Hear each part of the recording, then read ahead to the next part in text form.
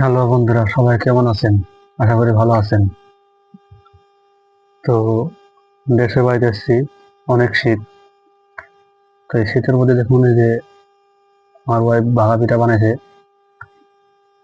শীতের মধ্যে ঘরে বসে থেকে ভাপা পিঠা খাচ্ছি, খেতে খুব মজা।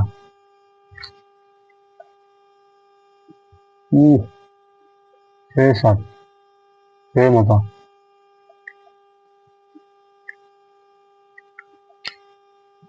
তো আপনারা কে কে ভাপা পিঠা খেতে পছন্দ করেন অবশ্যই কমেন্টে বেশি বেশি করে জানাবেন, এবং ভিডিওটা লাইক কমেন্ট শেয়ার করে দেবেন।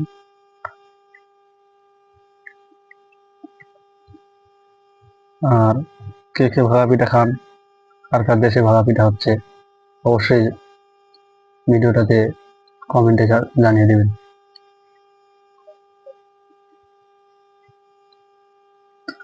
এই দেখুন, দেশে ভাপা পিঠা বানানো কতগুলো সাইজ। আর শহর এলাকায় কিনে খেতে হলে এই ভাপা পিঠার দাম নেমে 50 টাকা লাগবে।